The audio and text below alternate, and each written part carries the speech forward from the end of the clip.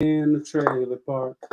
So I jacked the keys to her fucking car, crashed that piece of shit, and then stepped away.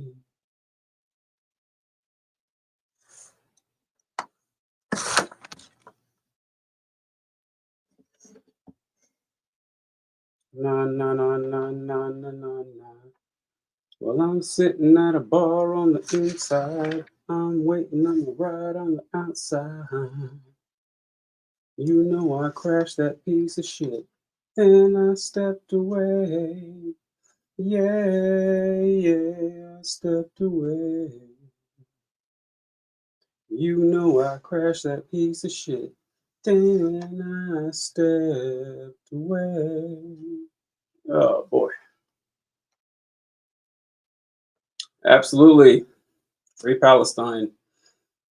Man, the Palestine stuff just gets more and more depressing. It's just what's going on in Rafah. It's indefensible. It's just indefensible. How anyone? I mean, I don't believe in souls, but anyone that claims to, have any human decency, seeing a million and a half people shoved into one city. Favorite poem is I Have a Rendezvous with Death. Um, it's a World War I poem. Basically, my favorite line in poetry comes from that poem where it says, I have a rendezvous with death at midnight in some flaming town when spring comes north again this year. And to my pledged word, I am true. I shall not fail that rendezvous. I've always loved that because we all have a rendezvous with death, and that's one appointment that we're never going to miss. I am going to get that tattooed on my arm. I've been meaning to do that for a long time, and it actually says, "And to my pledged word, I am true. I shall not fail that rendezvous." But I like, "And to my pledged word, I am true." I think it sounds better. So, you know. And the funny thing is, when I learned that poem as a kid, probably middle school, maybe early high school, I didn't realize it was a World War I poem. So when he said, "I have a rendezvous with death at midnight in some flaming town," I thought he was just being, poetic. But no, it was during World War I. He really did, have a good chance of dying in a flaming town in World War I. He did end up dying in World War I too. So that's I mean, not all that shocking. World War I poets are really good because they're really deep and personal because no one thought no one had any illusions that they were going to make it out of that conflict alive. It was a meat grinder, people dying around you left and right. So there's another one called Dolce et Decorum Est that a lot of people are probably familiar with. Um, but it's Dolce et Decorum Est Pro Patria Mori, which essentially translates from Latin to "It is sweet and noble to die for your country." And the entire poem is about how that's nonsense. And the last stanza of the poem is, "If you could hear with every jolt the blood come gurgling from his froth corrupted lungs, obscene as cancer, bitter as the cud of vile, incurable sores on innocent tongues, my friend, you would not repeat with such zest to children ardent for some desperate glory that old lie, Dolce et decorum est pro patria mori." It's really good. I love the Minnesota governor. Yeah, Minnesota's kicking ass, man. Minnesota's doing good shit. That's why I got tired of the live about free lunch in schools.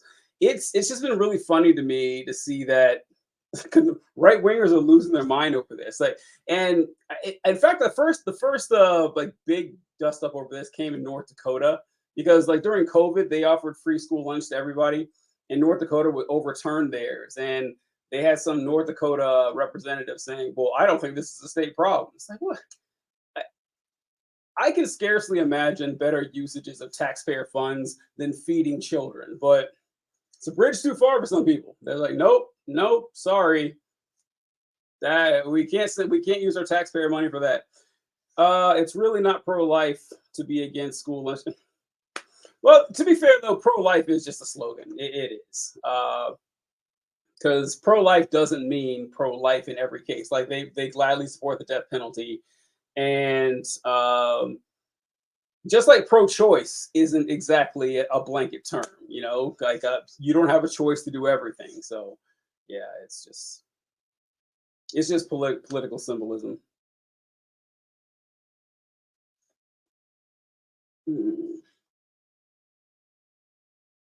Thank you for the poetry question, though, InfoHo. I love poetry. You know, the weirdest thing about being on social media is that a lot of people ask questions about poetry or that they're into it at all. I just do the poetry stuff as throwaways. You know, I do political stuff, I do historical stuff, science stuff, comedy, and then poetry. I did Poetry was the one that I didn't think anyone would be interested in at all, and so it always warms my heart whenever I get a poetry video that has a lot of views.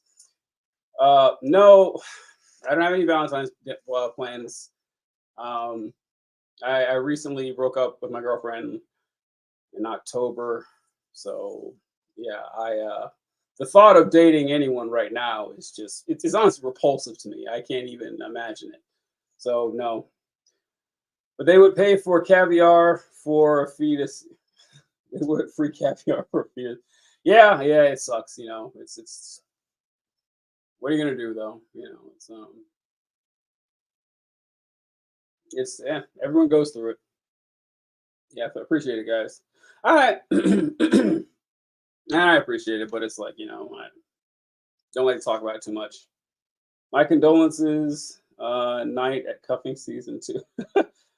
Right at cuffing season 2. Well, no, I mean it happened in October. Well, I guess that is cuffing season. It's like when it gets cold, but yeah. Did you have the No, I didn't see any Super Bowl ads. The only Super Bowl ad I saw was Robert F. Kennedy's Super Bowl ad, and the one where he like superimposed his face on his uncle. That's the only one I saw.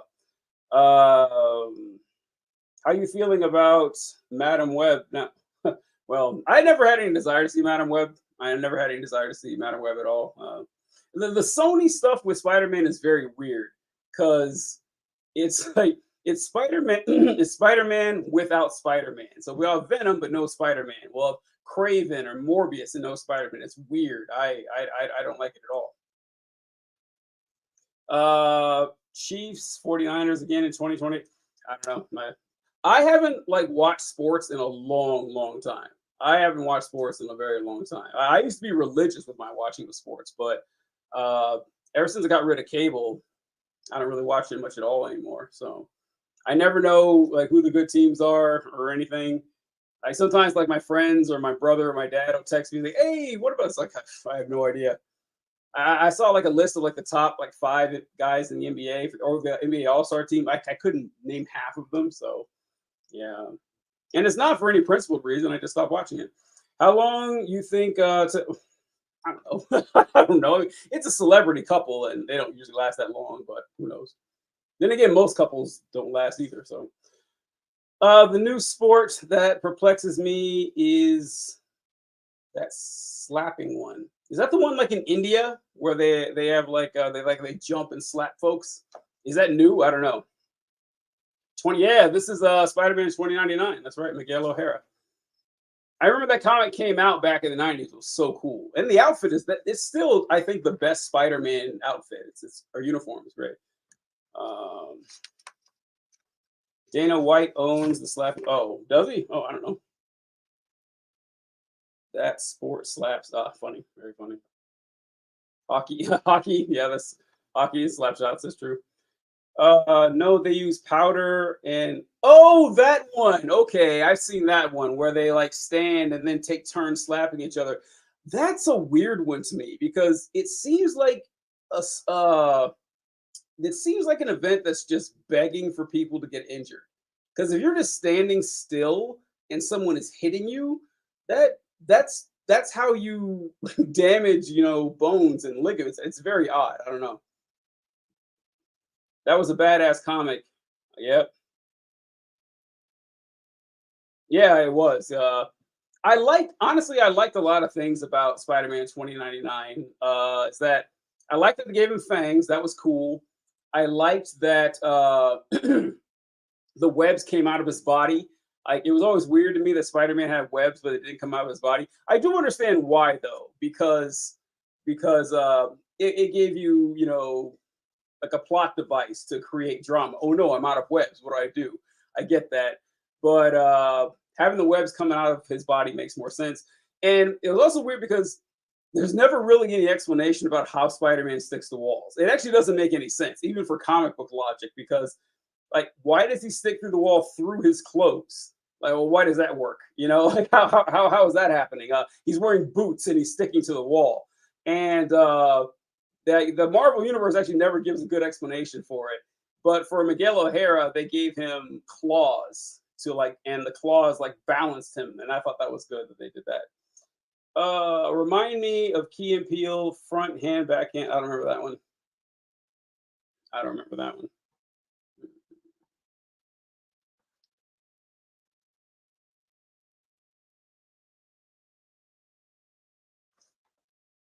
Thank you. Yeah, hi, Justin.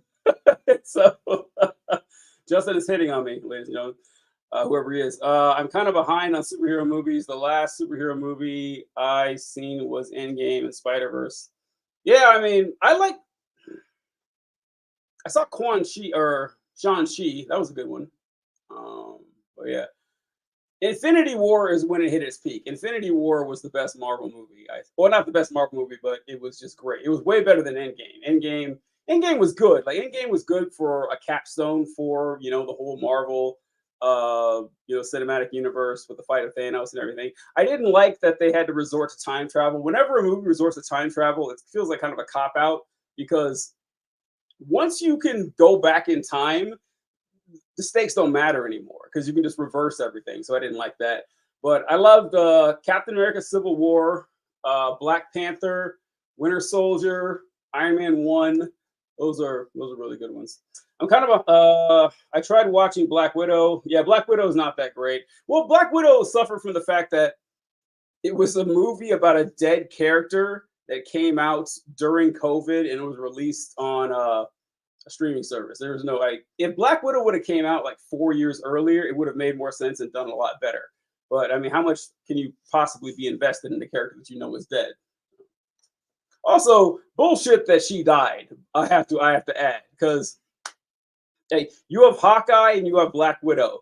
You have Hawkeye, who has spent the last 5 years as a mercenary, just murdering people all around the world, and then you have Black Widow, who's just doing her best to hold the team together while half the team is dead, and and and she dies. No, get the fuck out of here. It should have been Hawkeye. It'd have made more sense.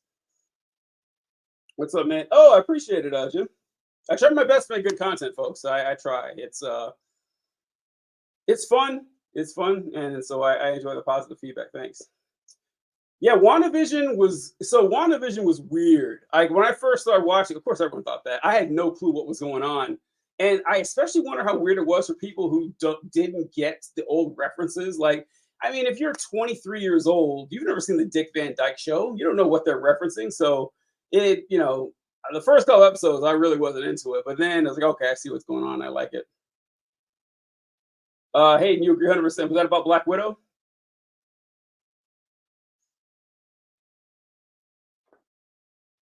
Is that the thing you agreed about?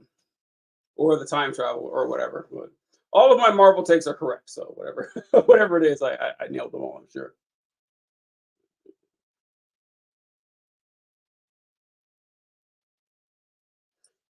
Yeah, her character should have been said. Yeah. Oh, yes. Yeah, it's insanity, man. Like it's just horrible, horrible artistic decision. It should have been Hawkeye deserves to die.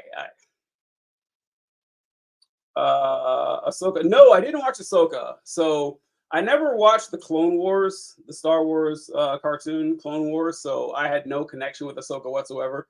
I remember, I think was it during Obi-Wan show or Mandalorian? It was Mandalorian when Ahsoka was first introduced in live action, and everyone was losing their mind. I had no idea who this character was, and I liked her in the Mandalorian. I thought she was a great addition to the show, and I was kind of excited about seeing the show. But then years later, I don't care anymore. I've been oversaturated with Star Wars, so I don't really care now.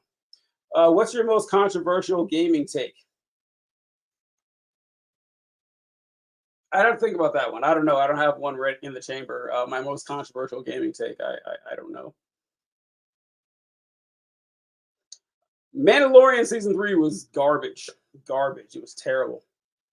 Absolutely terrible.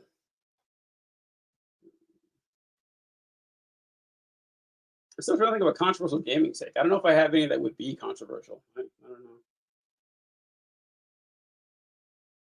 know. Maybe There shouldn't be a Red Dead Redemption 3. I don't know if that's a controversial take at all. I think that the uh, the story in Red Dead Redemption 1 and 2 is the best writing I've ever seen. It is the best.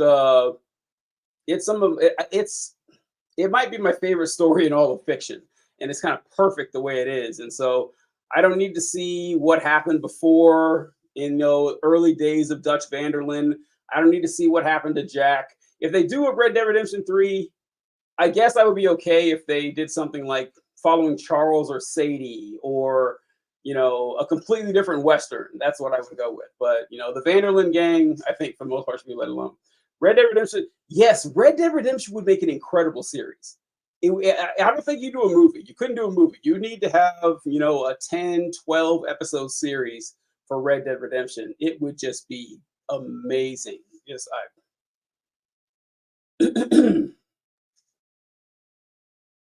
Although the only problem is it'd be hard to live up to the game because the game is so good, and you get such a strong connection to Arthur and John that's hard to convey in a television series. Also, another thing, so you know how when we play video games or whatever, we see ourselves in these characters, and I've always wondered like, oh man, am I Arthur? Am I John? I'm neither. I'm not Arthur or John. As much as I want to be, I'm neither. I'm Dutch. That's who I am. I hate to admit it, but I'm Dutch. I am this loudmouth blowhard with delusions of grandeur and sees himself as a leader of men. And I like to think that I'm a little more compassionate and loving than Dutch, but the similarities between me and Dutch are very strong. I couldn't. Oh, I don't know. So I don't know. I'd have to think about the actors. Red Dead Redemption 3, Blue Dude, Bamboozle version, and Yellow. I don't know what that means at all. The Dutch also hate to admit that they. That's funny, yeah. Folks in the Netherlands, very nice. Um, yeah, I don't know who I'd have to play the characters. I don't know. Did you hear concern of saying GTA 6 is too woke? Yeah, of course. I mean, like that's their go-to all the time now. That's everything's gonna be woke. If anything isn't, if it's not like headed up by fucking Mormons, it's gonna be, Mormon dudes. It's gonna be woke. It's become a joke at this point, and that's their downfall. Give that cat. Oh my God! Do you hear Wolfie? You guys hear him? Happy Unlimited. Hey, what's up? Yeah, whenever I come, so Wolfie never really bothers me upstairs. Like when I'm in my room, he doesn't.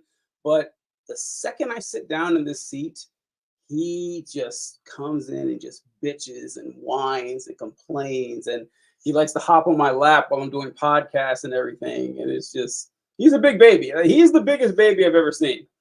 To be fair, a Mormon version of GTA on bikes. Oh, that would be sick as hell. I love Mormon GTA. That'd be fantastic. He loves me. Yeah, he loves me. But it's also because he's a baby. He's a big whiny baby. He's still whining in the hallway. Wolfie, what's your problem, buddy? What's your problem?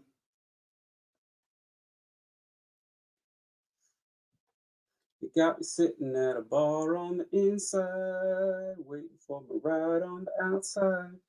GTA in Paris, that'd be fun. Food, yeah. Oh, he has enough food. Thank you for the rose, Kojo. Stole my heart in a trailer park, so I jacked the keys to her fucking car. Crashed that piece of shit and then stepped away.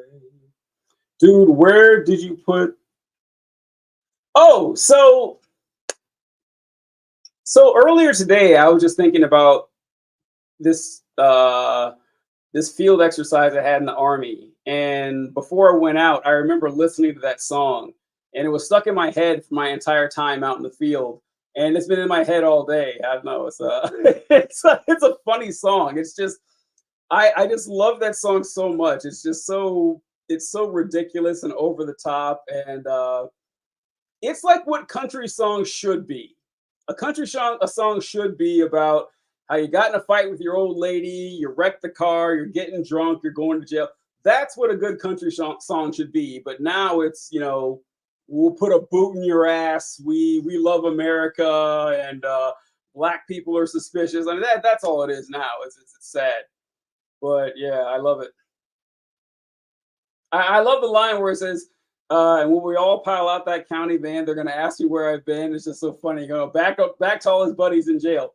Has anyone told you? Yeah, I get that all the time. That look like I get that look like Anthony Anderson, Francis Ngannou, some football player. I can't remember his name. When I was a kid, I used to get Eddie Winslow like every day, but mostly it's Anthony Anderson now. I hate how Toby Keith made country. Yeah, I know, right? This is a I made some TikTok shitting on Toby Keith the day he died, but TikTok didn't let me post it, so it's unfortunate. Thanks, Eric. I do my best to take care of myself. We'll put a boot in your. You know what I love? I love the America Fuck Yeah song. Have you traveled? Oh my God, have I traveled outside the U.S.? My God, holy shit, yeah. Uh, I've been I've been to France, Germany, Belgium, China, Japan, uh, Jordan, Syria, Kuwait, Mexico. I think that's it. I think that's it, but a lot.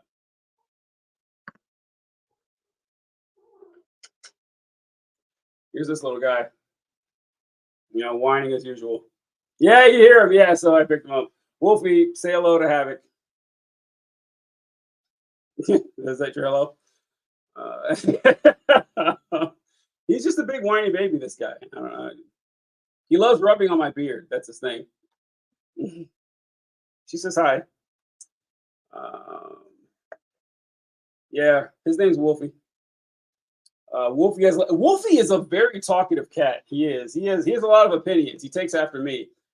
Yeah, I know, right? He loves this shit. He loves it. He loves it.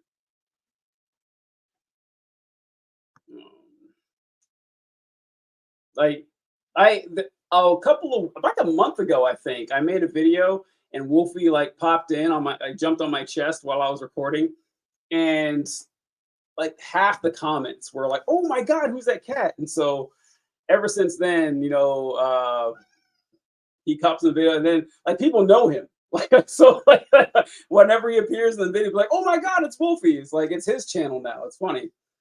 Made my day before work. That's no problem. Before work. Oh no, your third shift, Havoc. Oh no, I'm sorry. Unless you like that. Third shift is not the worst shift though. Second shift is the worst. Second shift is terrible. Yikes. I mean, unless you're like a third shift lover. Yes. Okay. Yeah. It is better than second shift. It is better than second shift. I'll give you that. Second shift is just the worst of both worlds. It's just terrible. Oh, is it Mardi Gras? Is that today? Is it Fat Tuesday? All right. So I'm gonna do a reverse Mardi Gras, where instead of uh, dropping a vice, I'm gonna pick up a vice. I need to pick up a bad habit. See, maybe I should start dipping or something. I don't know. I feel like when the camera is off, you and Wolfie have spirited political debates. Yeah, Wolfie. I'll get him to come around. He's even further left than I am. The guy makes the guy makes Leon Trotsky look like Milton Friedman. Like Wolfie's way out there.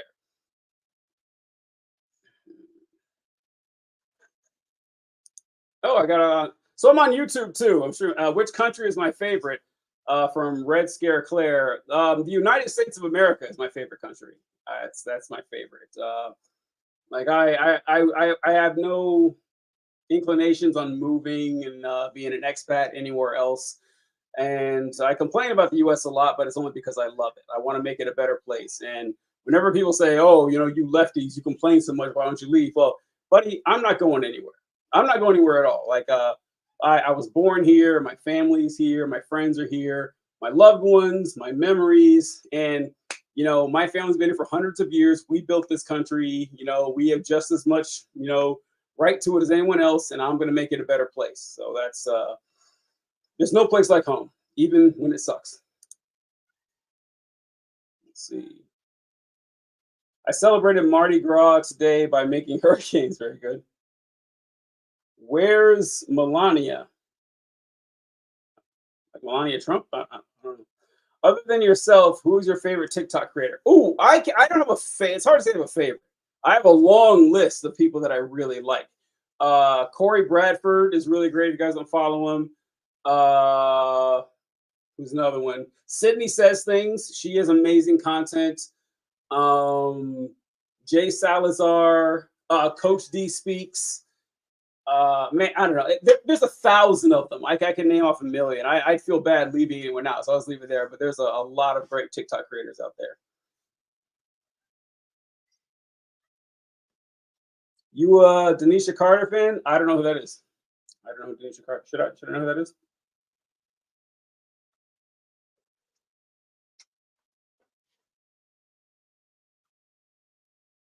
Consciously. Yeah, mutuals. Yeah, yeah. Consciously. Um, it's hard to say. I would feel like I would definitely be leaving people out if I started making a list.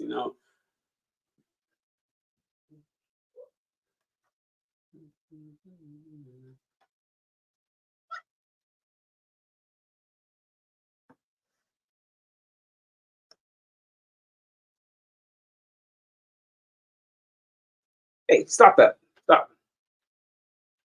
I love that guy who parodies Keith Lee. Oh, I've seen that. Yeah, who was it? Yep, I've seen that guy.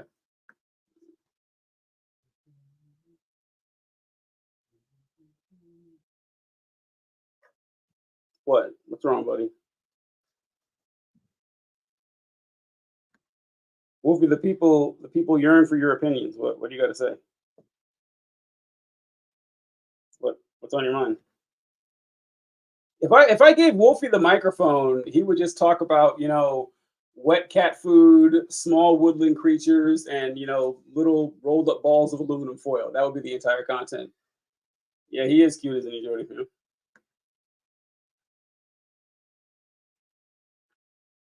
What do you do when you get those? Hey, you've been scrolling for a while now. I don't know what that is. Like, is that a notification that comes up on TikTok? That spoken cat, right? Yeah, I mean, when he's right, he's right. He makes solid points. They're impossible to refute. Do you follow? I don't know who that is. So I didn't see John Stewart. I saw a couple of people talking about it, but I didn't see it. How's it going, Boba? Oh, you're saying hi to Wolfie. Yeah, Wolfie. Wolfie, why don't I just let you sit up here and do the show? I mean, what? It's like more people are interested in that than anything else.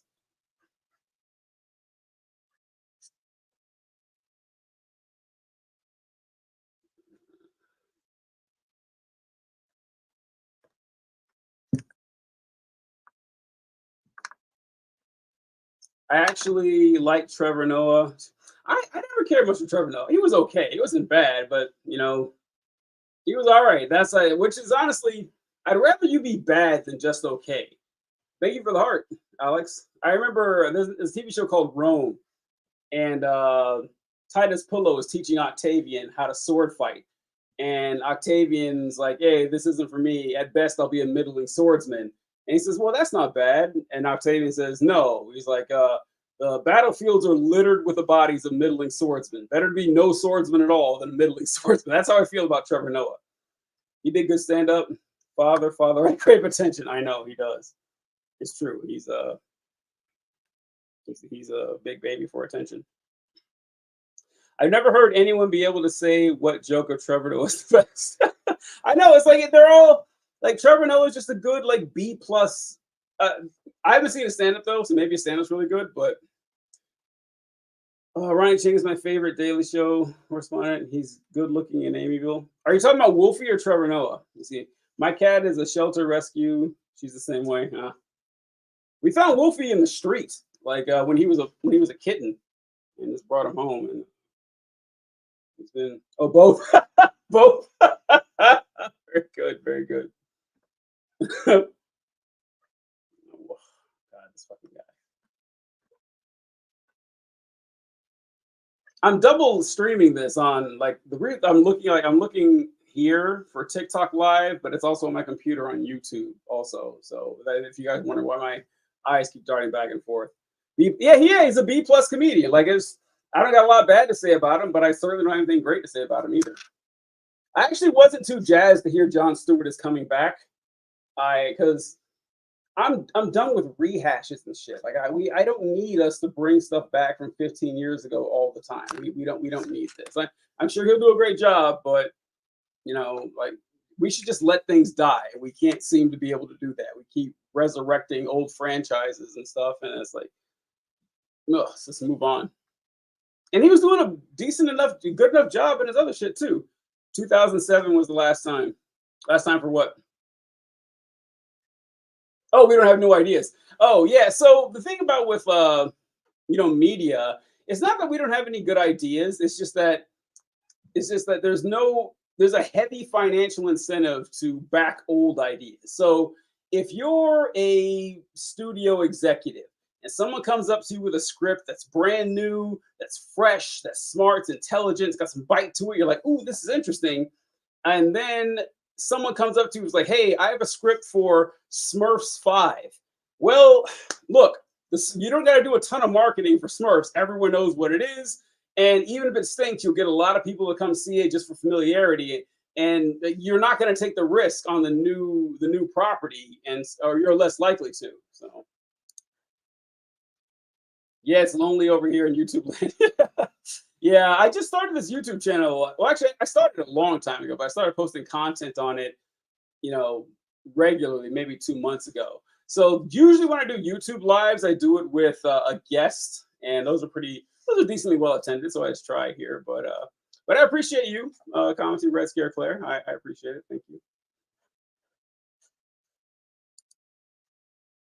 One studio exec said to be no one gets fired for greenlighting a review. Yep, yeah, that's true.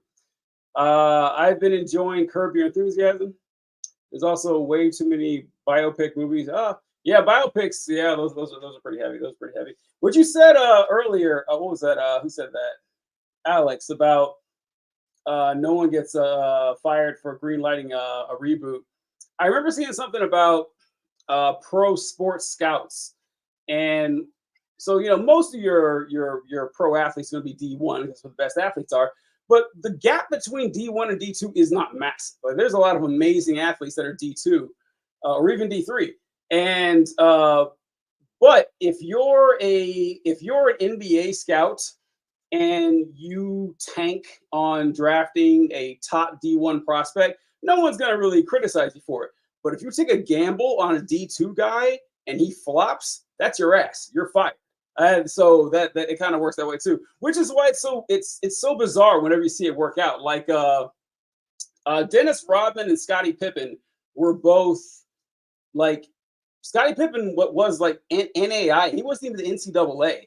And Dennis Rodman, I think, was also so like D3 level athletes. And their scouts are like, whoa, these dudes are pretty good, and they drafted them, and they became Hall of Famers. So that's a huge balls, to draft some people like that. Let's see. Wolfie, he keeps whining and then leaving and then whining and leaving. I don't know what's going on. What?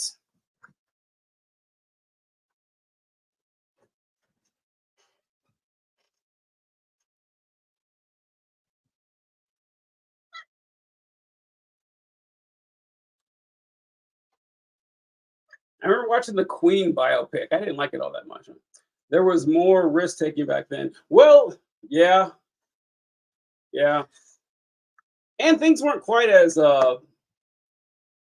analytical and everything back then. It was a lot more just eyeball test stuff. The NBA draft used to have like, in fact, and back then they could take more risks too because like these days the NBA draft has 2 rounds. Back then there were like 6 rounds at the NBA draft, like 6. So yeah, like, you could take a gamble on other people, and yeah, but these days you get 2 picks and that's it. Queen biopic is one of the. It's not good, man. I just like. I was amazed how many people were like raving over the Queen biopic. I was like, yeah, it's kind of dull. I didn't like it that much. It actually has Freddie Mercury pretending not to know what Live Aid was, and they even concocted this this fabricated rift between Freddie Mercury and the rest of the band that didn't happen because the band went on sabbatical. They all had solo projects up there working on, but the movie made it seem like Freddie got a big head and left, and that's not what happened at all. But I don't know. I get you need to do stuff for artistic license, but I. But it had Queen music, so you know you can't go wrong too much with that.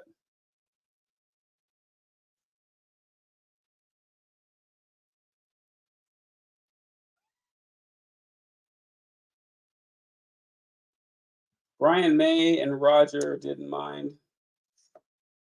What do you mean they didn't mind the movie? I mean, I didn't like it, but that's not whatever.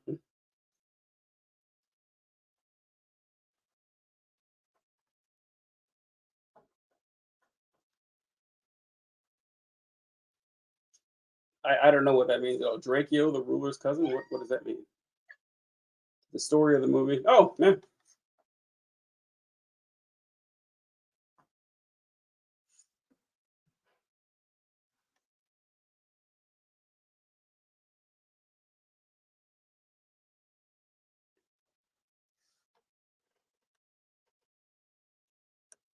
All we hear is Radio Gaga. The only biopic that really stands out for me is X. I tell you, you've been had, you've been took, you've been bamboozled, run amok, led astray. And that's how they do it. Conservatives say they are pro-life and then get furious when you. Yeah, I know. Yeah, it's a joke. The whole thing's a joke. I was supposed to be one of at the concert where Drakeo got stabbed. Very glad I made it the plans. Ray was good. Any Are you more aware of military propaganda in films after you serve? You know what? Sadly, it doesn't like jump out at me as much as it should. It's still pointed out to me sometimes, and I'm probably more aware of it now, but I'm not quite. It doesn't catch me quite as well easily as other people do. Maybe because like I was raised on a military base. I was in the military, so a lot of stuff that's propaganda is just stuff that I think is normal a lot of times. So yeah, like I'm aware that like when Top Gun came out, Navy recruitment went through the roof and stuff like that. But I didn't catch that Marvel movies were military propaganda. I didn't see that. In fact, it's still hard for me to see. But yeah, so I'm not the best at catching stuff like that.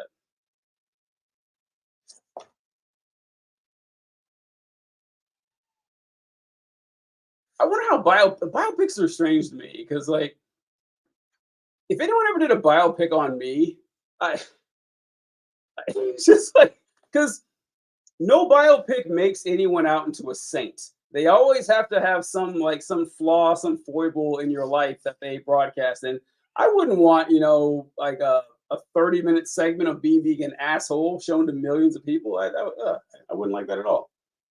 Top Gun 2, very interesting, very entertaining movie, even if one of the higher plots had fighter pilots had glasses. That is funny. Well, my favorite thing about Top Gun 2 is that the bad guy is definitely Iran, but they never say Iran, which is funny. Sometimes folks mistake satire for propaganda, and The Hurt Locker, for example. Top Gun, just a 2-hour documentary on why we don't have universal health care. That's great. Hey, I remember talking to this guy I knew in the Air Force like 10 years ago, and he was talking about the fact that he thought it was weird that we still had fighter pilots. He thought it was odd because even back then, machines could do pretty much all the work. You don't really need human beings doing this, and he was amazed that he didn't think they'd be around much longer. I am actually kind of surprised we still have them at all. It's just and fighter pilots are. It's just so fucking cool. It's just it's like fighter pilots are the cockiest people you will ever meet. And it's the same reason the army keeps holding on to airborne. Like airborne, like jumping from the plane out of and parachuting down to the battlefield. That is obsolete military tactics. There's no reason to have it, but it is cool, so they hold on to it. In your biopic, you would just be in love with Laura Trump. Oh my God, could you imagine? Did you see they're making Laura Trump the head of the RNC?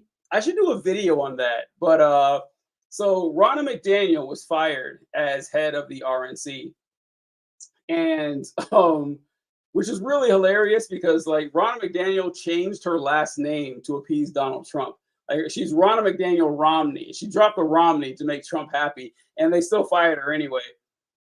And the RNC is already funneling a ton of money to Donald Trump to help pay for his legal fees. Now with his daughter-in-law running the RNC, she's gonna do it even more. And when I saw that, I was like, okay, this is really bad news for the Republican Party trying to win statewide elections because that money it was already not going to them. The Democrats are already donated like 10 times more than the Republicans have, and with a Trump family member as the head of the RNC, all of that money is going to Trump, and it's really going to screw them over this election cycle. Doesn't it cost like 500K to launch a missile? The missiles. So I mean, I don't know about aircraft missiles, but in the Army, like Patriot missiles themselves cost like $8 million like, just for one missile. So yeah, it's a lot. I recently watched 13 Hours, Secret Soldiers of Benghazi. I never realized how America it was. I never saw it, but I'm not surprised to hear that. It's hard to find a movie that's not America, honestly. It's actually kind of difficult to find that. TikTok just put a banner on the bottom of your live. Wait, learn more. Oh, yeah. Yeah. Making sure I'm not spreading election interference. There aren't that many good war movies, honestly. 84, Charlie, maybe. What personal experience did you have that formed your political affiliation? I mean, there's a lot of them. The one that I talk about the most is a time where it's just a random event. I was in Baltimore and I accidentally parked in a no parking zone. And I came back and my car was gone. And then I saw the sign saying that, this is no parking zone and your car's been towed. So I had to get a cab and go, which was like $40 to go, to the impound. I had to pay $275 in cash. They would not take a card. So it meant I had to go to an ATM and pull out.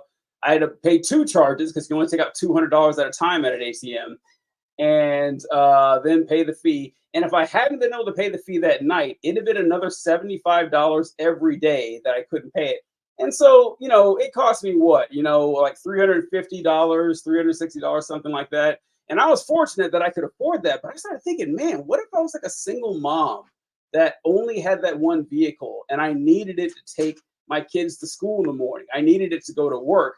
And I just made a mistake that cost me $500. That could set someone back for months, a year, or one mistake. And I really started thinking about that, how, being poor is you're just punished for it. You have no margin for error whatsoever. That could ruin your entire year just for, parking in the wrong spot. And that was one of the first things that started getting the ball rolling for me, that what was a minor inconvenience for me could have been life shattering for someone else. And there's a lot more stuff than that, but that's the one that I always think of first.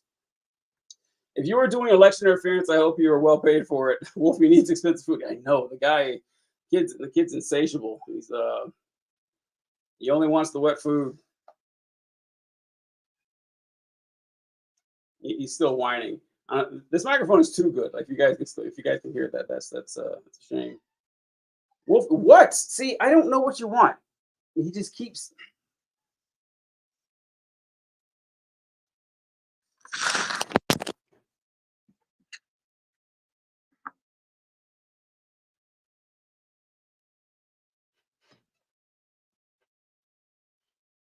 Wolfie is a Russian blue, by the way. Russian blue. Coincidence? I think not. Stop messing with your own Wolfie. He's an agent of Putin. Right? Connect the dots, people. Connect the dots. Do your own research. Why does TJ have a Russian blue cat?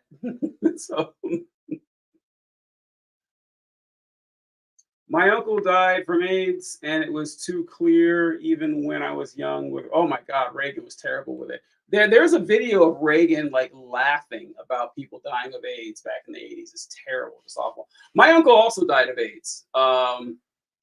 It was not during the Reagan era. It was like in the late 90s, I think. But yeah, that's another stain on this nation that we spent so long.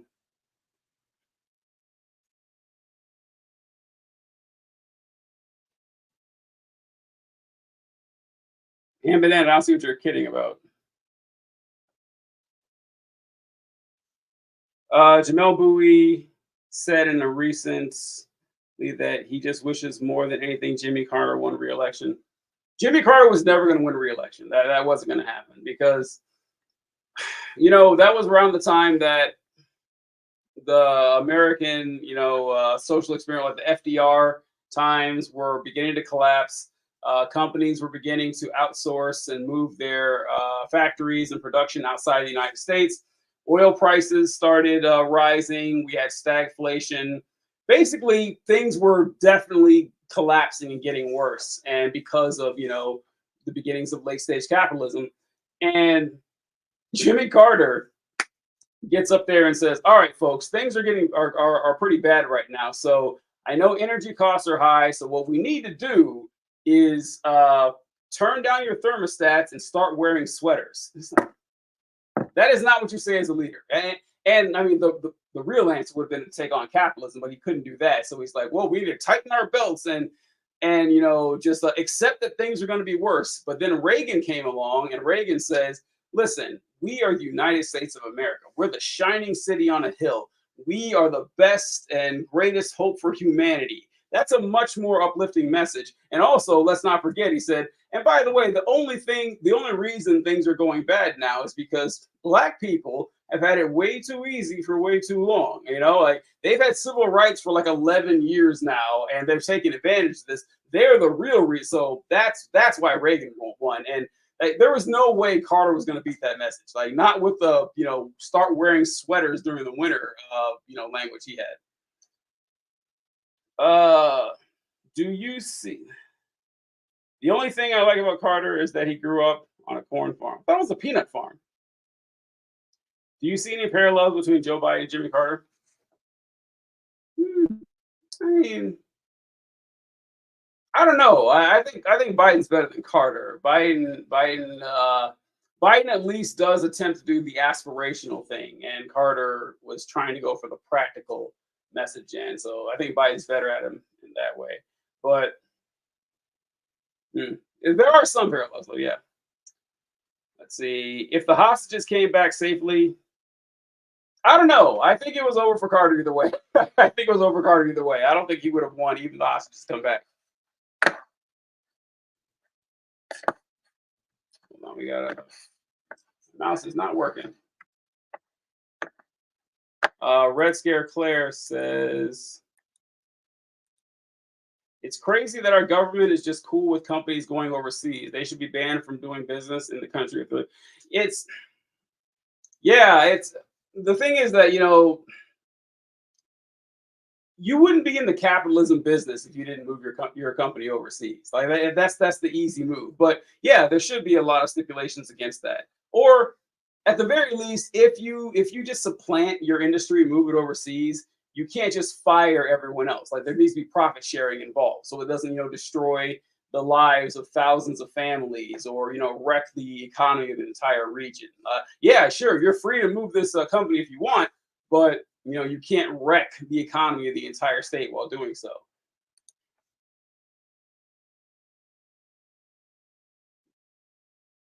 Or maybe it was peanuts. Yeah, it was a peanut farm. Yeah, bro. Which presidential candidate that lost do you wish had won, if any? Shirley Chisholm for me. Wow, that's hard to say.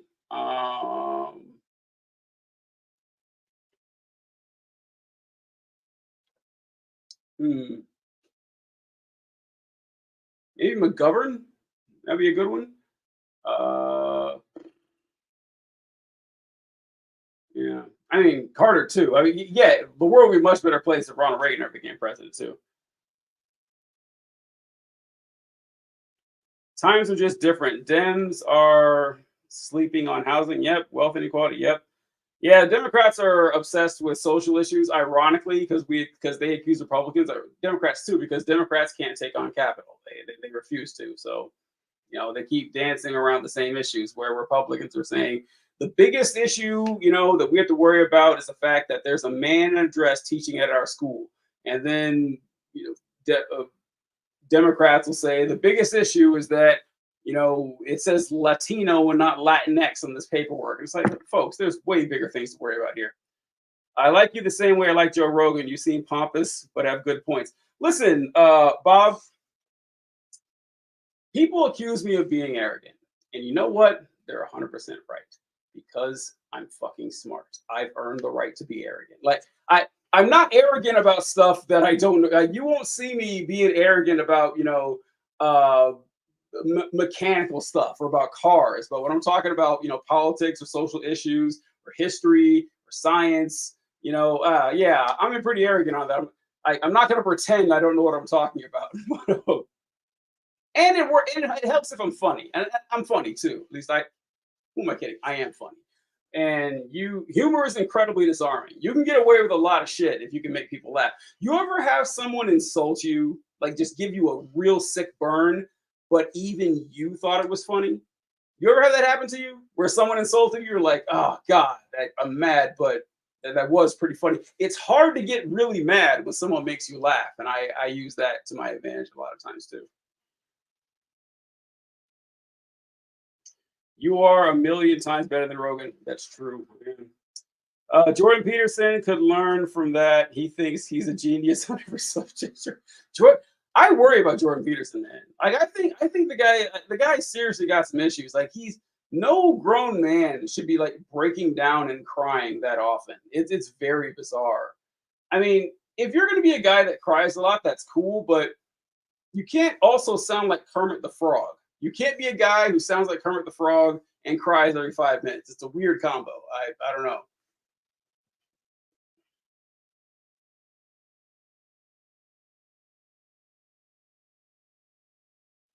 Hey, if y'all want a wholesome story, Google Jordan Peterson's grave. Okay, so John, what he's talking about, if I remember correctly, Jordan Peterson, like I don't know, he wrote in a book or in an article or something that he had a dream that he had sex with his grandmother. If John, correct me if I'm wrong, but I think that's what you're talking about. Humor is absolutely disarming. That's a huge reason why. Yes, listen, Tori, this is something that libs have a hard time admitting, and it really upsets me. Is that they refuse to admit that Donald Trump is funny. They refuse to do it, and it pisses me off because look, I don't like Donald Trump. I think he's a scourge on humanity. I think that his policies are terrible and that he's ruined a lot of American politics. But I'd be lying through my teeth if I said the man's not funny. He has amazing comedic chops. He has great timing. He reads a room like nobody's business. His cadence, the stuff he comes up with, he's a legitimately funny person. And that people find that endearing. And it's just, I mean, and the racist stuff they find endearing, but the humor helps out a lot, which is so weird that so many politicians aren't funny. That I find that odd because one of the best ways to get people to like you is to make them laugh. And I'm not saying every politician needs to be a comedian, but you need to seem personable. But Donald Trump knows how to make people laugh, and he's not just unintentionally funny either. Like he's legitimately funny, but libs hate to admit it.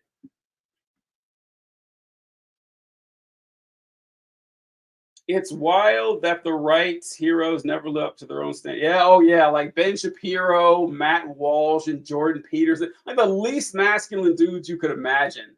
And they're the paragons of masculinity, which is why I always say that we leftists really need to flex on the masculinity shit. Just do it.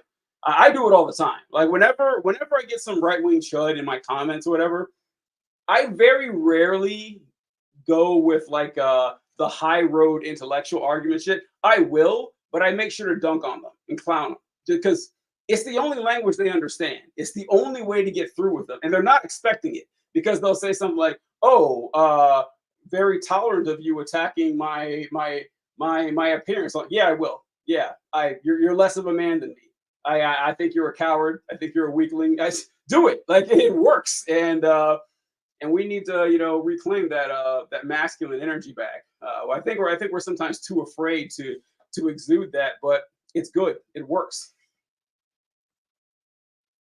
Yep, he had a dream about his grandma. Yep, thank you, John. Calling the CEO of Apple Tim Apple was really just about Trump. I don't know if that was on purpose or not, but it was funny. So one example I use about Trump being funny that libs get pissed off about is the Pocahontas thing. Because they said that, Elizabeth calling Elizabeth Warren Pocahontas was racist. No, it wasn't. It wasn't. It wasn't. Not only was it not racist, it was also funny. Because you know what's racist? Elizabeth Warren claiming she's Native American for 7 decades when she wasn't. That's a lot more racist. And it especially hit home with me because when I was like in middle school, I realized that every third person I knew claimed to be part Cherokee Indian. It was Cherokee. Everyone said they were part Cherokee. And I was like, and I'd ask them, okay, so how do you know you're part Cherokee? And they all said the same thing. They say, well, my grandmother is half Cherokee. I was like, really? Like, you have any evidence of this? And they say, well, I get really tan in the summer. I mean, look how high my cheekbones are. I was like, okay, folks, that's not evidence at all. And then Elizabeth Warren, claimed that she was Native American. I was like, fine, all right, I don't know, part Native American. And then I saw an interview with her, and they asked her, so, how do you know? And you know what she said? She said, here's a picture of my grandma. Look how high her cheekbones are. I couldn't believe it. I was like, okay, wow, there. So that's when I didn't believe her. And then Trump comes out and says, yeah, I don't believe you. I don't believe you're part Native American. I think you're making it up. And so then she goes and gets this DNA test done. And the DNA test shows that she has one Native American ancestor from like 300 years ago, someone she had no connection with, knew nothing about, wasn't, part of the tribe. Yeah, I'm sorry. Like, yeah, calling her Pocahontas is something I would do. It was like, oh, we got Pocahontas over here pretending to be a Native American. She wrote a cookbook called Pow Wow Chow. Pow Wow Chow. So, and people try to say, well, technically she does have Native ancestry. I always ask them this. Okay, if Donald Trump had one black ancestor from the 1700s, would you be okay with him saying the N-word? Would Of course you wouldn't, because that's ridiculous. And by the way, before anyone says it, I know that being part of a Native American tribe isn't necessarily tied to your blood because it's like being part of a nation. I get that. Thing is, she didn't have that either. Like she didn't have anything, and so I question Elizabeth Warren's intelligence that she let that DNA test see the light of day. If I were her, no one would ever see the results of that test. I would just keep going with it and just to pretend it never happened. But yeah, Pocahontas, it was funny, and libs get all pissed off about it, but that's a good example. Yeah, Red Scare Clear. I shit you not. Like I it sounds too crazy to believe, but Google it. Elizabeth Warren, I think, and her sister wrote a Native American cookbook called Pow Wow Chow, showing, and it's just like, if a Republican had done that, they would be. I mean, come on, it's ridiculous. I just the way Trump stands is very funny. Yeah, it's because the weird like lifts in his shoes. Yep. Um,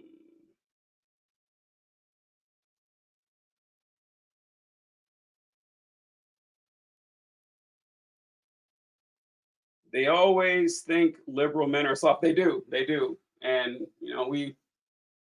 and the thing is that conservatives are cowards. Like all you got to do is stand up to them one time and then subvert their expectations. Where they were like, "Well, so much for the tolerant left." Like, no, I'm not that kind of leftist. No, I'm the intolerant left. Like, I'm not tolerant of racism, bigotry, homophobia. Get the fuck out of here with that shit. And they shut down real quick because they're incredibly insecure. It's why they're always whining. It's why they're always whining. It's like, oh, everyone has it out against me. Women won't fuck me. Like they're bitching all the time. And so yeah, you can shut them down easy. They're no problem at all. That was yeah. Corn chat. That was your yeah. So listen, like as a child, I figured this out. It's like you guys are just making this up. None of you guys are Native Americans, and I I don't know. And I don't think Elizabeth Warren was lying. I think that she fell into the same trap a lot of people do, where your mom tells you, "Oh yeah, you're part Native American," because that's what she heard. And so I don't think she was purposely lying. She just didn't check, which is weird to me because the first thing I would do. Like my dad said, I remember my dad telling me once that Whitehead was an Indian name, and I was like, "Really?" He goes, "Yeah." And it's like, all right. So I remember I was in high school and I started looking up and I found out Whitehead was a British name. I was like, okay, it's probably white. Oh, thanks for the crown, Uncle Hammy. Oh, what's going on, man? I said, all right. I'm guessing Whitehead is probably not an Indian name. It's probably our slave owner's name. That seems more likely to me. But family heritage. I live in Oklahoma, and here everybody has been told they're well. Oklahoma, that might be true. I mean, Oklahoma has a large Native American population. I never saw two Native Americans in the same spot at the same time until I went to Oklahoma. So my Trump dad had the nerve to make fun of Warren, and when we told, hold on, and we were told the same thing. I know, I bet that sounds like a Trump voter. One drop rule. Yeah, come on, yeah, one drop. The thing, one drop was she didn't know. Like she just assumed. Like it was just a guess. Like no one actually knew she had one drop. It was just family lore. What do you mean by masculine energy? I mean, maybe I just explained it already. Is that we don't need. So a lot of times conservatives will try to trap us by appealing to the high ground. So whenever they come in with their chud, nonsense, they're like, "Oh, so I guess that you have a problem, because you're supposed to be the ones using these high class." No, fuck all that. Just bully them. That's what I mean by masculine. Just bully them. It works, and they deserve it. Hope I don't get banned for that. Let's see. uh,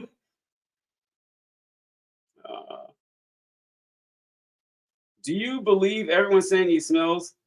I, Honestly, the Trump smell stuff, I couldn't care less about it. Maybe. Oh, thanks for the roses. I I've given no thought to that whatsoever. Maybe he does, maybe he doesn't. I don't care either way.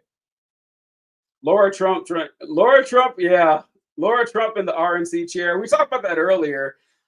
Basically, what that guarantees is that Trump's going to get even more money from the RNC, and that it's going to be really bad for Republicans running for office in statewide elections. That's what I think that's going to be the main damage from is that Trump is already draining all that money from them, and with his daughter-in-law as the chair of the RNC, he's going to get a lot more. So I think that's the only thing that's going to come up is just to make it, worse for Republicans this election cycle.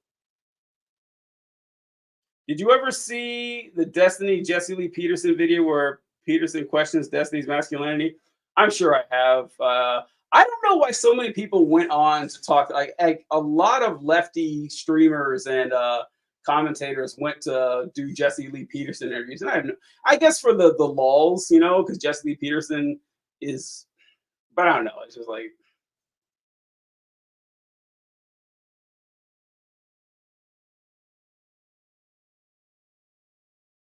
Bill Clinton and Obama are good examples of balancing humor with serious politics on the left. Yeah, they were very charismatic. That was the thing.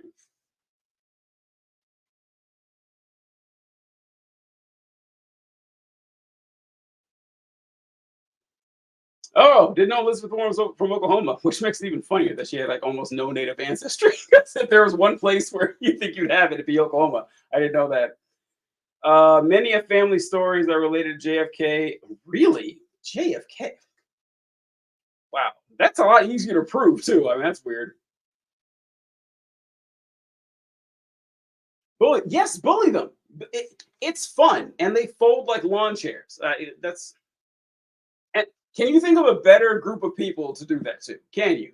People who are bigoted and homophobic and sexist and racist. Yeah, I don't have to pretend that their arguments are worthy of my time. I will treat them with with scorn, derision, mockery, and ridicule because that's what they deserve. Yes, absolutely, Aaliyah. The last video I made was bullying. So then call them emotional. Yes, see, it works. You guys are tracking it, and I wish we would all do this because I've grown sick and tired of seeing lefties because the reason conservatives do it because it usually works. And it's like, oh, I see, instead of attacking my opinions, you started, making personal insults. And it's like, yeah, go ahead and do it. That they do it. They aren't capable of they're maladapted to critical thought. So the critical thought angle doesn't work, but well-deserved ridicule does.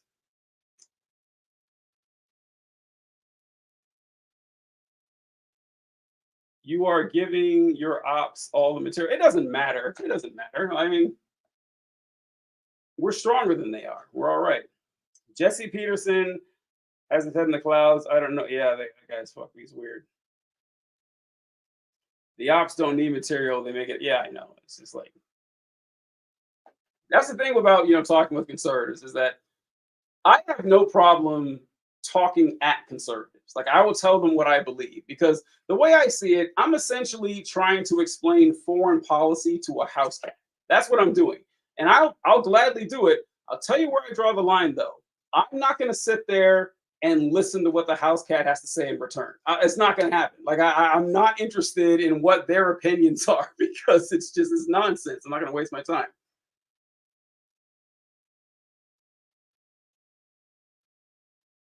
Yeah, their personal moral beliefs are horrific no matter from God or earth. Yeah.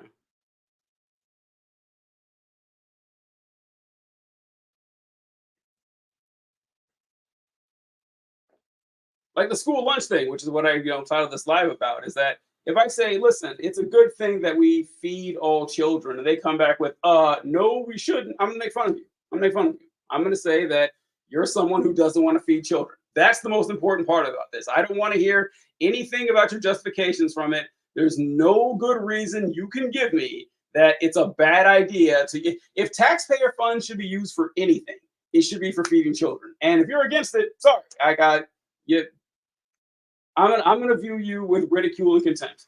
I feel the algorithm been suppressing your vids or something. That's been all right. Maybe I haven't. There was a time like a couple months ago when I felt that way, but yeah, they've been doing okay. It just goes through cycles, Like sometimes you'll see a lot of a creator's content, and then sometimes you won't. You never know. I don't know much to complain about.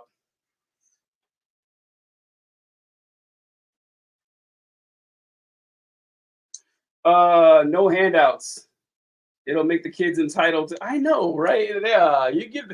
There was a Republican. I think it was Paul Ryan. I think it was Paul Ryan years ago who said that he didn't agree with free lunch programs in school, and that instead the kids who couldn't pay for lunch, they could get their lunch free as long as they stayed afterward to clean the cafeteria, so they could learn the value of a hard day's labor. Like that's the people we're dealing with here. Like make the kids janitors to earn their food in school. And so, yeah, I'm sorry, I'm not gonna pretend it's a series of.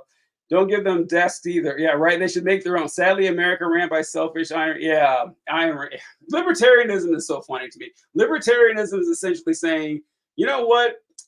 What would make America better if we were all a little bit more selfish. Like that's what libertarianism is. It's nonsense.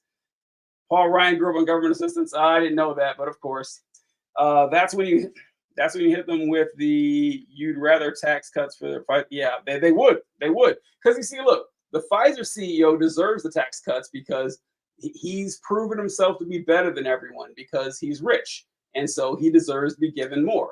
That's how they think. Damn, freeloading kids get a mortgage and then talk to me.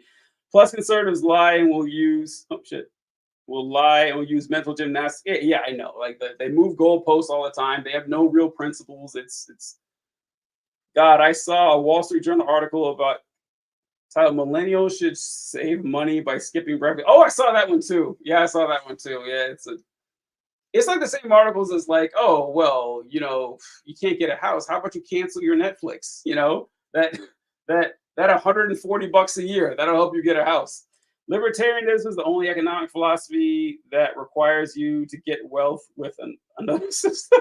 Yeah, it's like I call libertarianism astrology for dudes. That's what I like to call it. People who've been like following a long time know I say that all the time, but that's exactly what it is. It's complete and utter nonsense that they live and die by.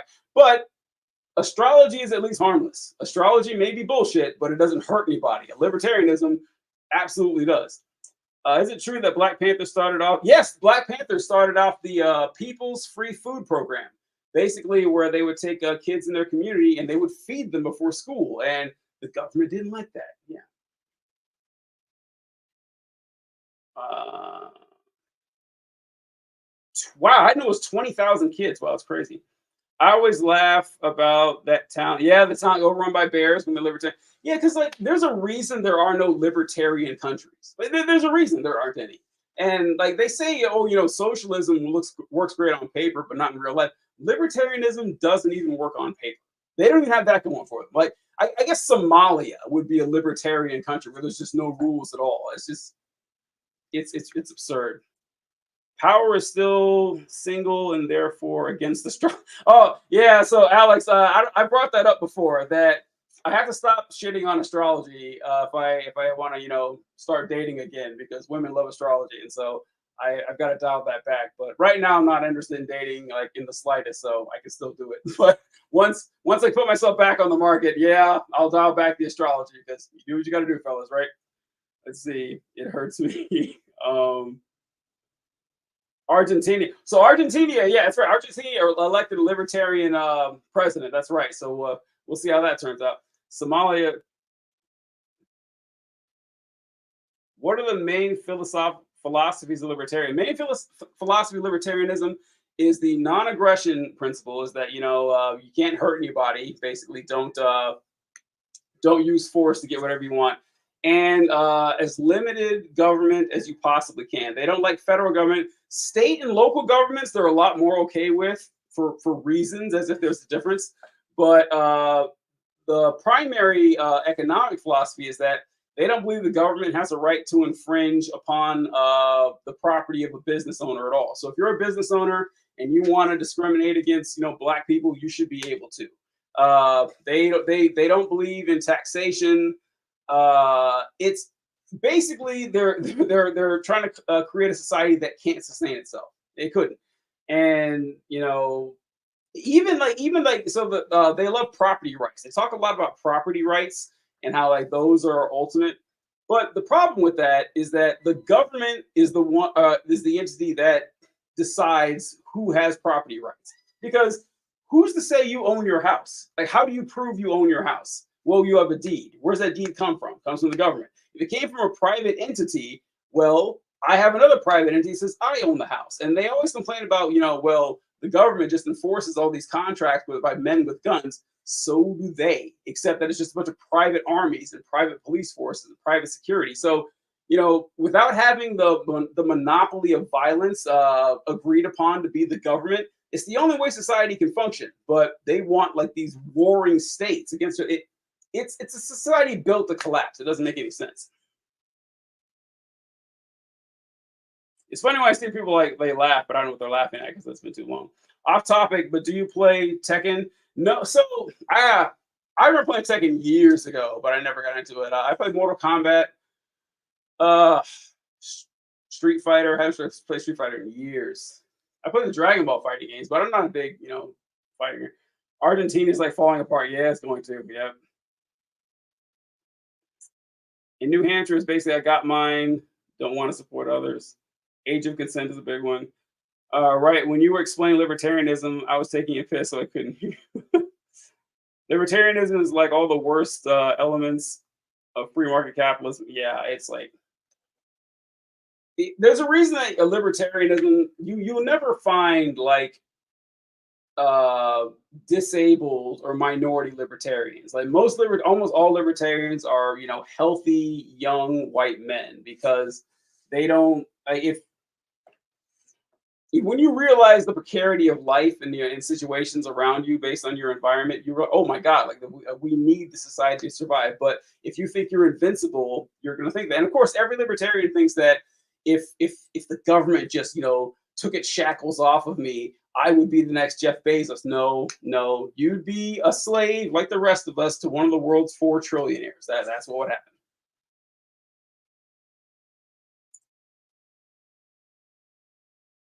I have a friend who is an anarcho-capitalist. Yikes. Not a true friend. Just stop by to say hello. Hey, what's going on, Quinn? Thank you. I appreciate it. Libertarian socialism, though. Yep, that's where it is. M4X. I don't know you. So, hey, all right. Appreciate it. Almo Rav. How do I pronounce Almo Ravid? I appreciate being your favorite TikToker.